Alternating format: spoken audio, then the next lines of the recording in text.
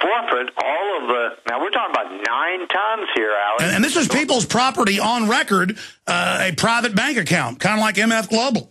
Well, it isn't a bank account, but it is their private property that was being held by a Well, sure, that's my point, is that they have certificates of it. Absolutely. It's their account. Absolutely. That's how banks started, is you'd have gold and silver in a place so you wouldn't get knocked on the head. Then you'd have paper that you could receive it, as you know. Yes, sir. The point is that and that's theirs, because they're the good government.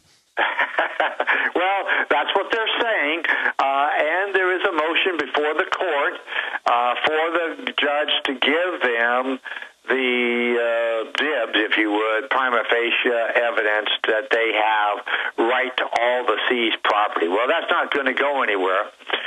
There's also another motion before the judge, which is our post-trial motion, which is asking him to dismiss the case because the jury erred. So if anybody was going to write to the judge, that would be an extremely good thing to ask him, is to approve our motion and dismiss the case. Either that or give me no prison time while I appeal the verdict, because we will certainly appeal this trial, Alex. Well, that's good news. Now, I guess you'll be clapped in irons, though, while the appeal goes on, because the feds will probably say you're dangerous or something. Well, they may say I'm dangerous, but I have been out this whole time, which is about 2.5 years or so now, on an appearance bond.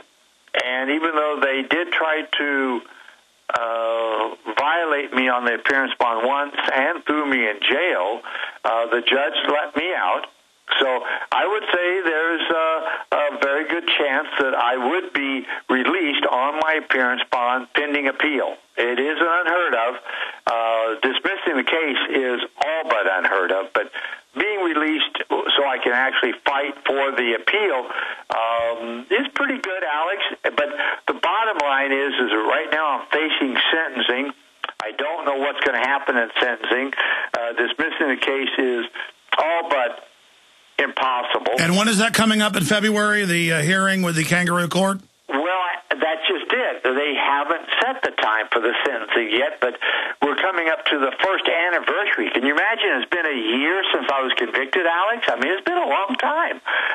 Okay, because your email to me, I thought it said February. I guess you're guessing that's when it's going to be? Yes, that's what we're projecting, is that that's what the court is hinting at, that it could be February. And it could be later than that. We don't know, but we know that we're getting close, and we know that we got to fire up the troops to actually write the judge and ask him to dismiss the case or no prison time. Wow. Wow. All right, we will continue to talk to you as this unfolds. Bernard von NotHaus, thank you so much for joining us. I appreciate it, Alex. I'll send you that info so that you can post that so where the people can actually contact the judge then. Yes, sir. Okay. Thank you so much, Alex. Thank you, my friend. It just makes my blood boil. I remember when they first raided him, took their gold, silver, and copper, and he was kind of laughing about it whenever he was going to court because, I mean, he's doing what literally hundreds of companies have done for hundreds of years. But he was popular and supporting Ron Paul. And I said, man, they're going to convict you. I mean, this isn't a real government. There's no justice. There's no laws with these people. They do what they want. The one thing holding them back is they haven't recruited enough criminals. They're recruiting criminals into government as fast as they can and trying to kick out the good people. And right now, their global masters are trying to teach them to be confident. And so they're showing them with Fast and Furious and the government growing the drugs in Afghanistan and publicly shipping it into America.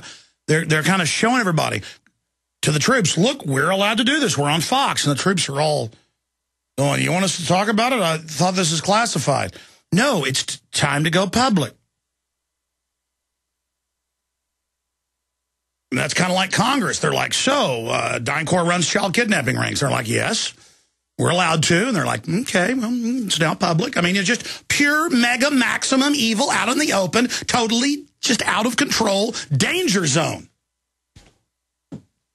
With a bunch of compartmentalized morons running around on the bottom, acting all serious, like it's important to henpeck the general public and suck every dime out of us you can because your bosses tell you the country's going to go bankrupt if you don't raise more revenue when the revenue's all sucked out of the nation faster than you can whistle. It doesn't matter, though. You just got to experience it. Those of you that want to serve this system, you're going to have to just experience it. So drink more tap water. Give your kids more shots. Bisphenol A products, aspartame, MSG. You know what? Don't believe me. I'm a kook. I'm the bad man. You're right. And it's good to ship guns into Mexico and drugs back in, as the government's been caught doing. And it's good to have the troops use DU, and it's good to take their pension funds. And it's all good then. Okay, great. Let's go to Ed in Texas. Ed, you're on the air. Welcome. Yes, Alex, this is Ed Fox 777. Great to talk to you. Hey, buddy. Yes, I have a really important question, and I was wondering if you can explain or rationalize why is it that it's the senior citizen conservative voters by majority who are once taught to us when growing up to read the Constitution, get into politics, now don't listen to the young voters who by majority follows Ron Paul and the senior citizens who just cares about their retirement checks threatened by Obama. It doesn't matter, though. Hey, all those seniors are going to have that money devalued. You already see 80-year-olds out there working everywhere. All these people that go along with socialism and try to keep the retirement, they're not going to get it anyways. So don't worry. They'll be judged by their own greed. They're going to lose it all. It's what they want. Believe me, they're going to get it. But let me expand. They like feeling like they're winners. They think Fox News is their friend, while Fox News puts out Christmas cards making fun of them as dumb sheep. And so they are literally watching television in a mesmerized state. They're zombies. And so they don't care if Mitt Romney's for abortion, open borders, gun control, and carbon taxes. They're told they're winners and that they're trendy when they vote for him. So they feel powerful out on the golf course and like they're part of the winning team. It's like a bandwagon thing. And so they feel like the New World Order is winning. And so they're signed on to it. Do you understand that? Yes, sir. But the talking points like Ron Paul is going to have drug addicts on the streets or destruction of Israel or look. Unfortunately, most of these older folks line up and get mercury-filled shots, even though 3 of them, flu shots on record, doubles your chances of Alzheimer's. They love it. I mean, they're lining up to be killed. They want it. They want mommy government to smash their brains out, and it is. They want to be hurt bad, and it is. It happens in every culture. They want what they're going to get, and they're going to get it. They want tyranny. They want World War III. They want bondage. They want to be starving in the street. They'll get it. They want their dollar devalued down to nothing. They'll get it. They'll get it all. Have you ever been around these federal prosecutors and people? They're a bunch of chicken neck, power-tripping people that watch cop shows all night when they get home, and they wear little suits, and they're all into themselves and going into the courthouses acting all powerful and stamping around their little fake world.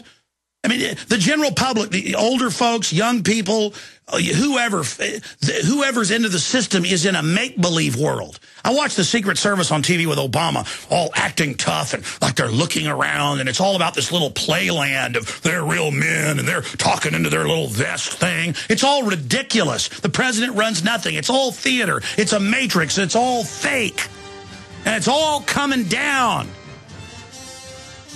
And our only chance is to warn people ahead of time about everything that was going to happen so that as it all unfolds, as we've said, that will cause the Great Awakening. But people are going to have to be in a lot more pain first. They're going to have everything taken from them. That's what the tyranny's about, is totally bankrupting everybody. It's been a pretty nutty show today. We've had NotHaus and Nuttall on. That's a joke Chris just said. You got to have some gallows humor. I'm sorry I've been ranting so much today. The audience seems to like it, but it's not on purpose. It's just the level of corruption is so ridiculous and is getting worse by the second.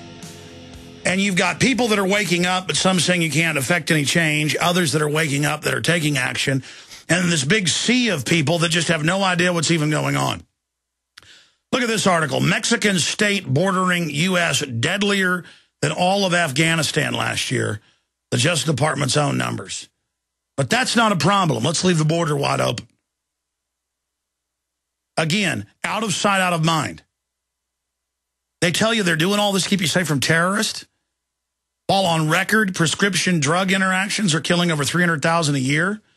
Flesh-eating bacteria are killing hundreds of thousands a year in complications. They know about all the real crises. I mean, think of how crazy it is to say we're federalizing and setting up checkpoints all over the United States